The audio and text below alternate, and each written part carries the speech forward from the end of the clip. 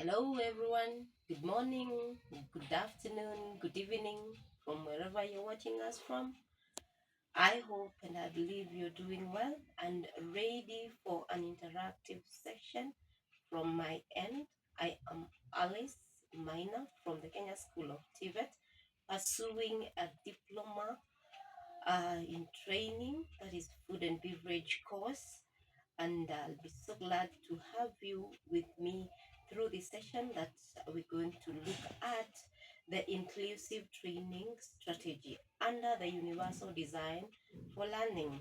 So first of all is to get to understand what is this UDL thing, or what is this universal design for learning mean. It basically means it is an educational approach that recognizes and supports the diversity of learners by offering flexible, inclusive, and varied ways to access information, engage with the content, and demonstrate understanding. So it simply means that it is a mode of learning that ensures all learners are included, regardless of their abilities, capabilities, cultures, ethnic backgrounds, or wherever they might be coming from.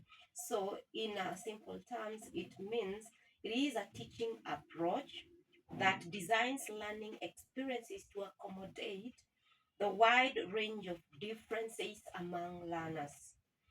Such abilities, backgrounds, cultures, learning styles, and interests so that every learner can participate meaningfully and succeed in learning. So, as of today, we're going to be looking at this universal design for learning under a course in food and beverage unit, which is, or the topic is food service methods. Food service methods are the ones that we're gonna look at under this inclusive training strategy. So we shall have a training strategy under the food service methods, a unit in food and beverage course. So let us first of all get to understand where we're coming from to where we are headed. I'll start by posting or just reading out the question for you so that you may understand what we're doing today. So, this is how the question goes. Identify a topic in your area of specialization, develop an inclusive training strategy based on the features of inclusive training and the three universal design for learning guidelines. The inclusive training strategy and yes, strategy, and document your evidence in a 15 minutes video. That is what I'm gonna do right away. So this inclusive, this UDL, the Universal Design for Learning, has got 5 features that you're gonna look at, and has got 3 guidelines that are used in implementing the same. In a few, we shall get to know the 5 features and also the 3 guidelines. So our topic being food and service methods. They are 5. Let me first by listing the 5, and then from there we shall continue. The first method is self-service, specialized service, single point service, assisted service, and lastly table service. Those are the 5 food service methods that we shall be looking at when we are coming up with this inclusive training strategy.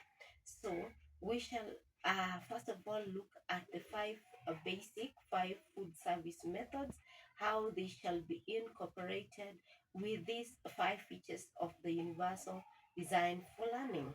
So first of all, just a brief one, NB.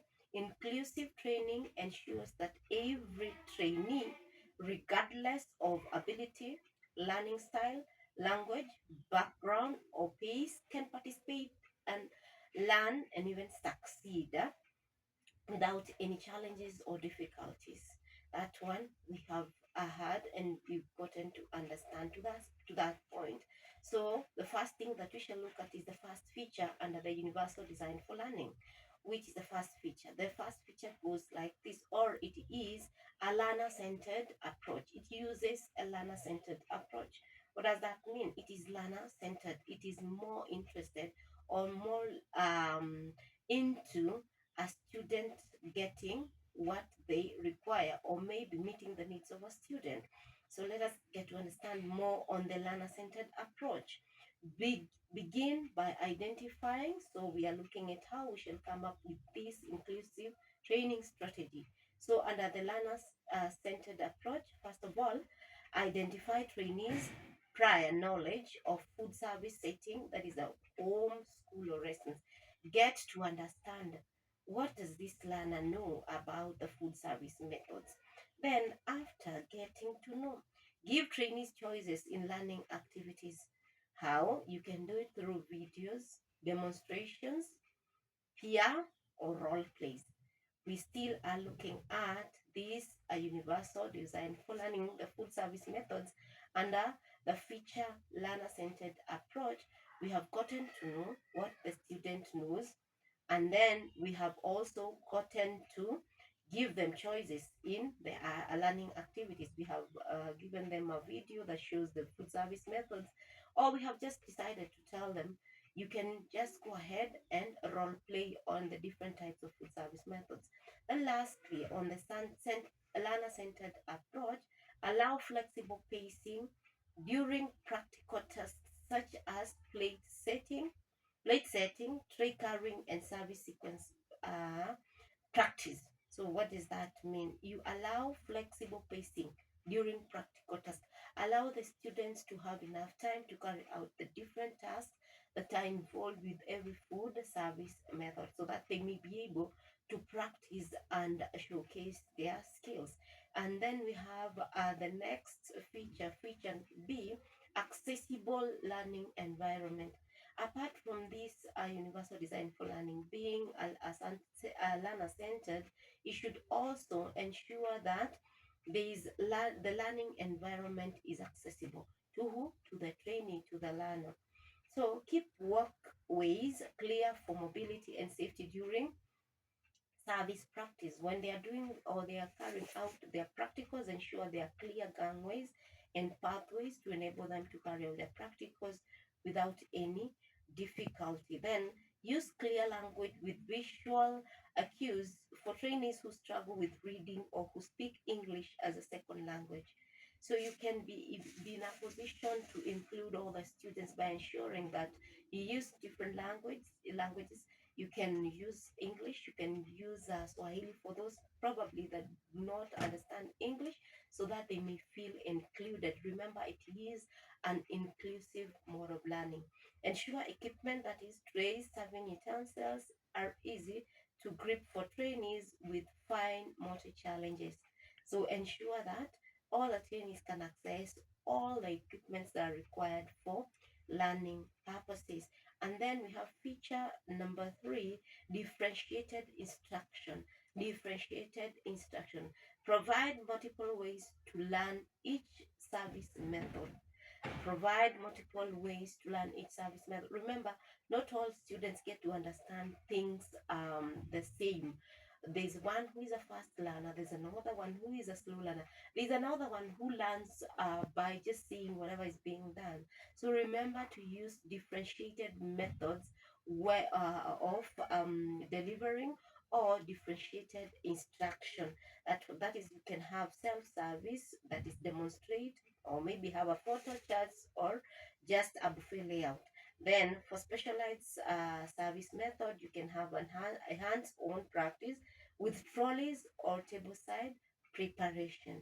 Then under assisted service, you can role play or just serve or just show the learners what is required of them so that those that can grasp things through seeing, they can do it very well.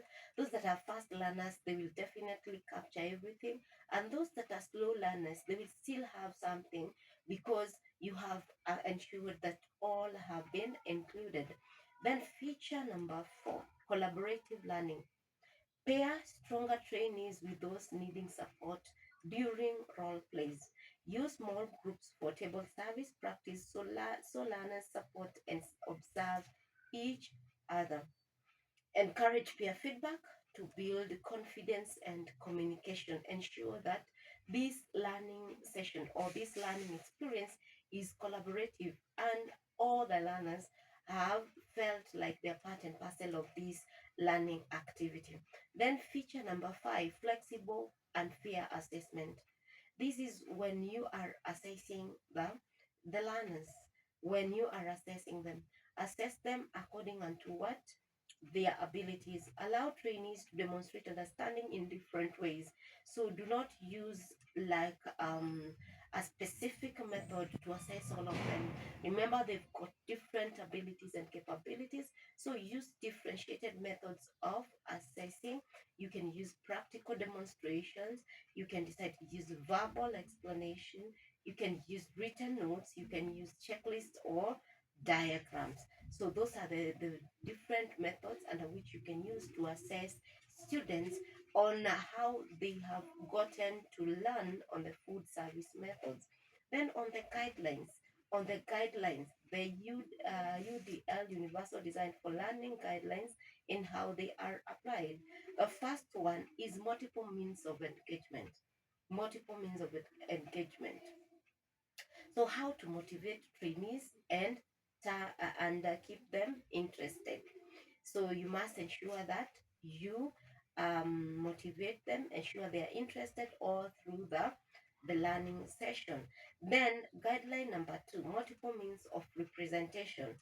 This is how to present information in different ways to support all learners' strategies. Use videos showing each service method in action, or maybe you can just use a live demonstration like kinesthetic learning or kinesthetic learners.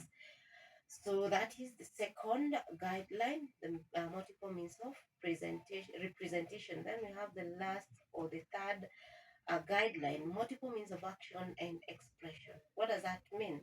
How trainees can show their understanding in different ways. How trainees can show their understanding in different ways. So you can decide to provide options for assessment. You can use verbal explanation for service steps. And also, you can even allow repeated practice to build mastery of content. And that is it with the 3 guidelines when it comes to universal design for learning. So a simple just or a sample of this training plan. So how will the sample be? How will this training, inclusive training be? We will start with, first of all, the topic is food service method. How long will it take? It's going to take 2 hour session. Then how do you start as a trainer? You will first of all start by introducing the the learning the learning objectives to the students. But first of all is an introduction. You discuss on the different dining experiences at home and school. You can also allow trainees to share their familiar service methods, and from there you shall read out the learning objectives expected of the learner by the end of the session. Then after that, after introduction, it is representation. Show a short video explaining all 5 food service methods. Display visual posters of layout, service flow, and equipment. Give a live demonstration of each service method. Hand out simplified written notes or pictures based on guidelines. Then after that, hands-on practice, that is action and expression. Divide trainees into 5 rotating practice stations. How will you divide them? You will divide them according to these 5 food service methods. The first group will take care or will tackle self-service, setting up buffet layouts and practice. Then the other one, the second group will take care of the specialized service. The third group takes care of the single point service. Then the fourth group's as assisted service, table service. After that, Reflection and assessment. Trainees choose how to demonstrate their understanding. They can do it through performing a selected service method. They can also explain steps verbally, draw labels, or probably complete a self evaluation checklist. And from there, you shall now have a summary. Summary why this strategy is inclusive.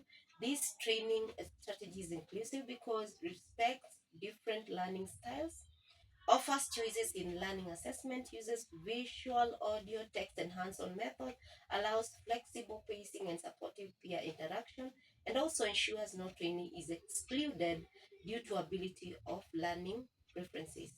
That is it, and I am so glad to have you.